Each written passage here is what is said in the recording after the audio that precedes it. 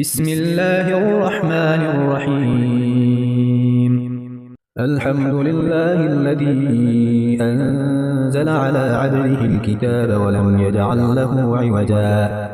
قيما لينذر بأسا شديدا من لدنه ويبشر المؤمنين الذين يعملون الصالحات أن لهم أجرا حسنا ماكثين فيه أبدا وينذر الذين قالوا اتخذ الله ولدا ما لهم به من علم ولا لآبائهم كبرت كلمة تخرج من أفواههم إن يقولون إلا كذبا فلعلك باقع نفسك على آثارهم إن لم يؤمنوا بهذا الحديث أسفا إنا جعلنا ما على الأرض زينة لها لنبلوهم أيهم أحسن عملا وإنا لجاعلون ما عليها صعيدا جرزا أم حسبت أن أصحاب الكهف والرقيم كانوا من آياتنا عجبا إذ أوى الفتية إلى الكهف فقالوا ربنا آتنا من لدنك رحمة وهيئ لنا من أمرنا رشدا فضربنا على آذانهم في الكهف سنين عددا ثم بعثناهم لنعلم أي الحزبين أحصى لما لبثوا أمدا نحن نقص عليك نبأهم بالحق إنهم فتية آمنوا بربهم وزدناهم هدى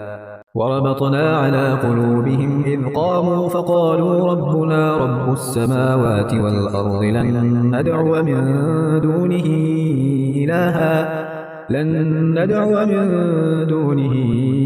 إلها لقد قلنا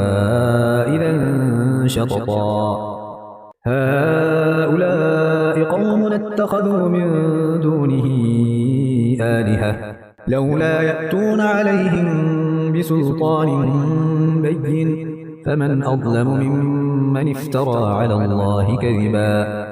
وإذ اعتزلتموهم وما يعبدون إلا الله فأووا إلى الكهف ينشر لكم ربكم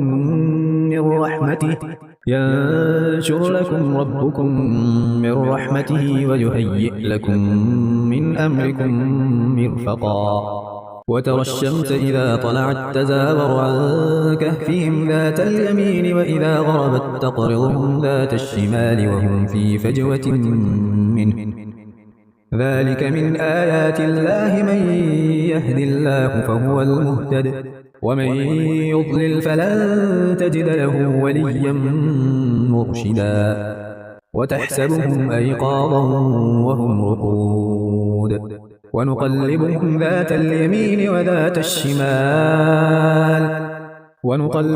ذات اليمين وذات الشمال وكلبهم باسط ذراعيه بالوصيد لو اطلعت عليهم لوليت منهم فرارا ولملئت منهم رعبا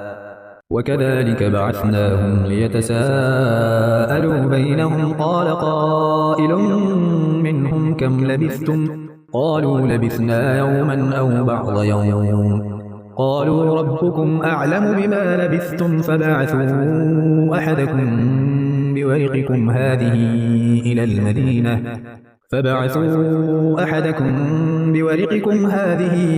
إلى المدينة فلينظر أيها أزكى طعاما فليأتكم برزق منه وليتلطف ولا يشعرن بكم أحدا إنهم إن يظهروا عليكم يرجموكم أو يعيدوكم في ملتهم ولن تفلحوا إذن أبدا وكذلك أعثرنا عليهم ليعلموا أن وعد الله حق وأن الساعة لا ريب فيها إذ يتنازعون بينهم أمرهم فقالوا ابنوا عليهم بنيانا ربهم أعلم بهم قال الذين غلبوا على أمرهم لنتخذن عليهم مسجدا سيقولون ثلاثة رابعهم كلبهم ويقولون خمسة سادسهم كلبهم رجما بالغيب ويقولون سبعة وثامنهم كلبهم قل ربي أعلم بعدتهم ما يعلمهم إلا قليل فلا تمار فيهم إلا مراء ظاهرا ولا تستفت فيهم منهم أحدا ولا تقولن لشيء إني فاعل ذلك غدا إلا أن يشاء الله واذكر ربك إذا نسيت وقل عسى أن يهديني ربي لأقرب من هذا رشدا ولبثوا في كهفهم 300 سنين وازدادوا 9 قل الله أعلم بما لبثوا له غيب السماوات والأرض أبصر به وأسمع ما لهم من دونه من ولي ولا يشرك في حكمه أحدا واتل ما أوحي إليك من كتاب ربك لا مبدل لكلماته ولن تجد من دونه ملتحدا واصبر نفسك مع الذين يدعون ربهم بالغداة والعشي يريدون وجهه ولا تعد عيناك عنهم تريد زينة الحياة الدنيا ولا تطع من أغفلنا قلبه عن ذكرنا واتبع هواه وكان أمره فرطا وقل الحق من ربكم فمن شاء فليؤمن ومن شاء فليكفر إنا أعتدنا للظالمين نارا أحاط بهم سرادقها وإن يستغيثوا يغاثوا بماء كالمهل يشوي الوجوه بئس الشراب وساءت مرتفقا إن الذين آمنوا وعملوا الصالحات إنا لا نضيع أجر من أحسن عملا أولئك لهم جنات عدن تجري من تحتهم الأنهار يحلون فيها من أساور من ذهب ويلبسون ثيابا خضرا من سندس واستبرق متكئين فيها على الأرائك نعم الثواب وحسنت مرتفقا واضرب لهم مثل الرجلين جعلنا لأحدهما جنتين من أعناب وحففناهما بنخل وجعلنا بينهما زرعا كلتا الجنتين آتت أكلها ولم تظلم منه شيئا وفجرنا خلالهما نهرا وكان له ثمر فقال لصاحبه وهو يحاوره أنا أكثر منك مالا وأعز نفرا ودخل جنته وهو ظالم لنفسه قال ما أظن أن تبيد هذه أبدا وما أظن الساعة قائمة ولئن رددت إلى ربي لأجدن خيرا منها منقلبا قال له صاحبه وهو يحاوره أكفرت بالذي خلقك من تراب ثم من نطفة ثم سواك رجلا لكن هو الله ربي ولا أشرك بربي أحدا ولولا إذ دخلت جنتك قلت ما شاء الله لا قوة إلا بالله إن ترني أنا أقل منك مالا وولدا فعسى ربي أن يؤتيني خيرا من جنتك ويرسل عليها حسبانا من السماء فتصبح صعيدا زلقا أو يصبح ماؤها غورا فلن تستطيع له طلبا وأحيط بثمره فأصبح يقلب كفيه على ما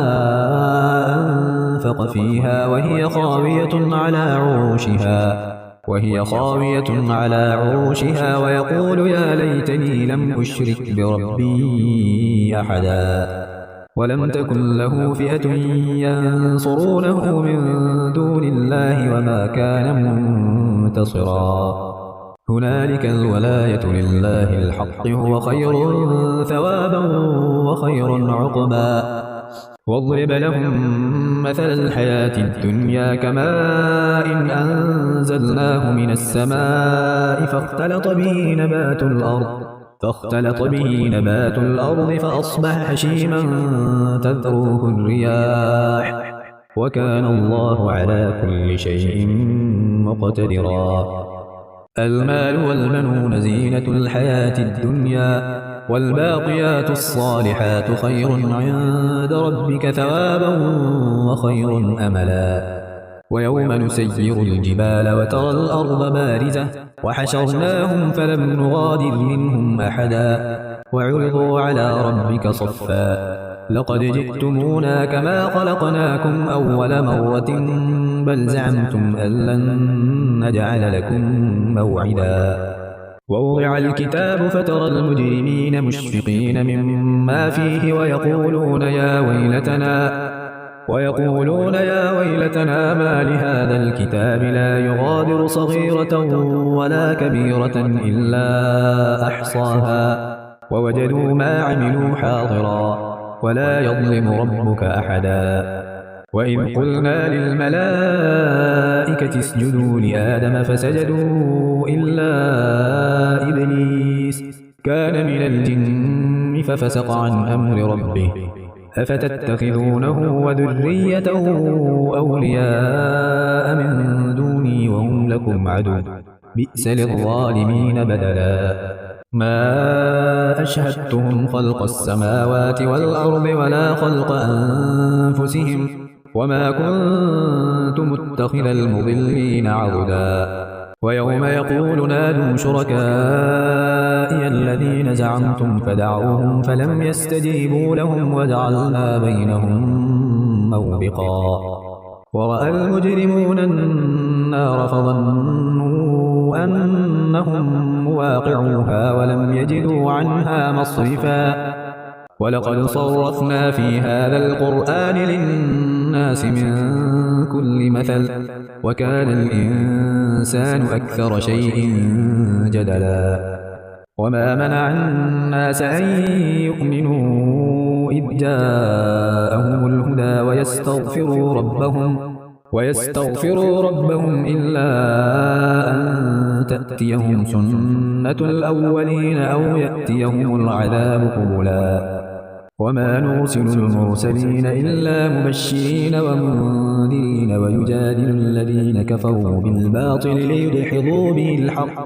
ويجادل الذين كفروا بالباطل ليدحضوا به الحق واتخذوا آياتي وما أنذروا هزوا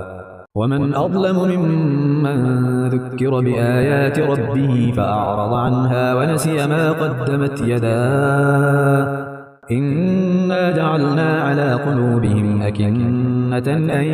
يفقهوه وفي آذانهم وقرا وإن تدعهم إلى الهدى فلن يهتدوا إذن أبدا وربك الغفور ذو الرحمة لو يؤاخذهم بما كسبوا لعجل لهم العذاب بل لهم موعد لن يجدوا من دونه موئلا وتلك القرى أهلكناهم لما ظلموا وجعلنا لمهلكهم موعدا وإذ قال موسى لفتاه لا أبرح حتى أبلغ مجمع البحرين أو أمضي حقبا فلما بلغا مجمع بينهما نسيا حوتهما فاتخذ سبيله في البحر سربا فلما جاوزا قال لفتاه آتنا غداءنا لقد لقينا من سفرنا هذا نصبا قال أرأيت إذ أوينا إلى الصخرة فإني نسيت الحوت وما أنسانيه إلا الشيطان أن أذكره واتخذ سبيله في البحر عجبا قال ذلك ما كنا نبغي فارتدا على آثارهما قصصا فوجدا عبدا من عبادنا آتيناه رحمة من عندنا وعلمناه من لدنا علما. قال له موسى هل أتبعك على أن تعلمني مما علمت رشدا؟ قال إنك لن تستطيع معي صبرا وكيف تصبر على ما لم تحط به خبرا؟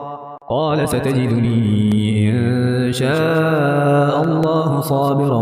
ولا أعصي لك أمرا. قال فإن اتبعتني فلا تسألني عن شيء حتى أحدث لك منه ذكرا. فانطلقا حتى إذا ركبا في السفينة خرقها قال أخرقتها لتغرق أهلها لقد جئت شيئا إمرا. قال ألم أقل إنك لن تستطيع معي صبرا؟ قال لا تؤاخذني بما نسيت ولا ترهقني من أمري عسرا. فانطلقا حتى إذا لقيا غلاما فقتله. قال أقتلت نفسا زكية بغير نفس لقد جئت شيئا نكرا. قال ألم أقل لك إنك لن تستطيع معي صبرا؟ قال إن سألتك عن شيء بعدها فلا تصاحبني قد بلغت من لدني عذرا. فانطلقا حتى إذا أتيا أهل قرية استطعما أهلها فأبوا أن يضيفوهما فوجدا فيها جدارا يريد أن ينقض فأقامه. قال لو شئت لاتخذت عليه أجرا. قال هذا فراق بيني وبينك سأنبئك بتأويل ما لم تستطع عليه صبرا. أما السفينة فكانت لمساكين يعملون في البحر فأردت أن أعيبها وكان وراءهم ملك يأخذ كل سفينة غصبا. وأما الغلام فكان أبواه مؤمنين فخشينا أن يرهقهما طغيانا وكفرا. فأردنا أن يبدلهما ربهما خيرا منه زكاة وأقرب رحما. وأما الجدار فكان لغلامين يتيمين في المدينة وكان تحته كنز لهما وكان أبوهما صالحا. فأراد ربك أن يبلغا أشدهما ويستخرجا كنزهما رحمة من ربك وما فعلته عن أمري ذلك تأويل ما لم تسطع عليه صبرا. ويسألونك عن ذي القرنين قل سأتلو عليكم منه ذكرا.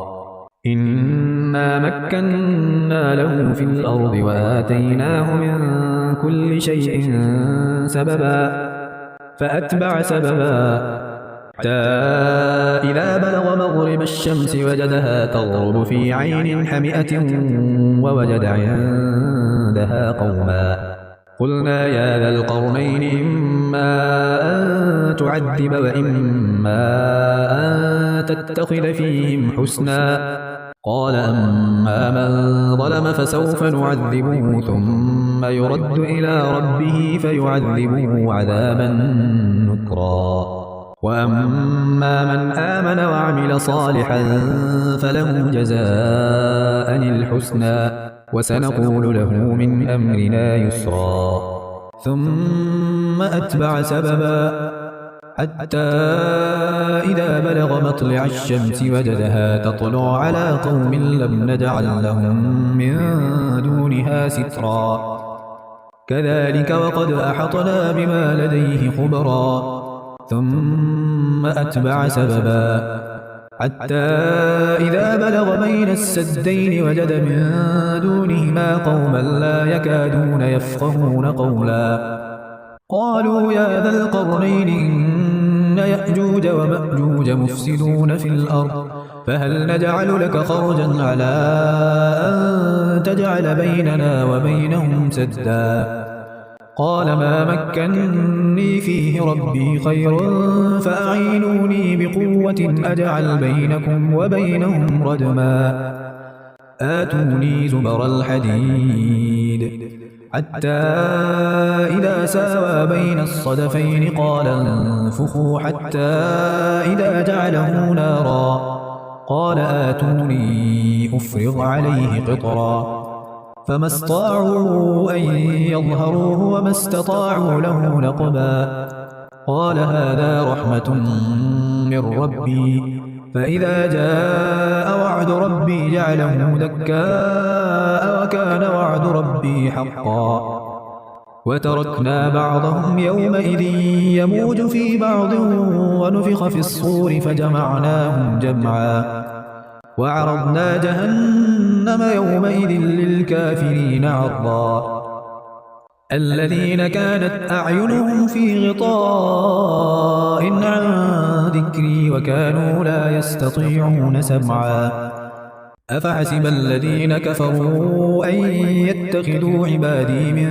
دوني أولياء إنا أعتدنا جهنم للكافرين نزلا قل هل ننبئكم بالأخسرين أعمالا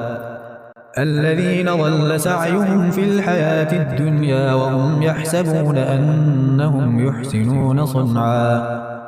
أولئك الذين كفروا بآيات ربهم ولقائه فحبطت أعمالهم فلا نقيم لهم يوم القيامة وزنا ذلك جزاؤهم جهنم بما كفروا واتخذوا آياتي ورسلي هزوا إن الذين آمنوا وعملوا الصالحات كانت لهم جنات الفردوس نزلا خالدين فيها لا يبغون عنها حولا قل لو كان البحر مدادا لكلمات ربي لنفد البحر قبل أن تنفد كلمات ربي ولو جئنا بمثله مددا قل إنما أنا بشر مثلكم يوحى إلي أنما إلهكم إله واحد فمن كان يرجو لقاء ربه فليعمل عملا صالحا ولا يشرك بعبادة ربه أحدا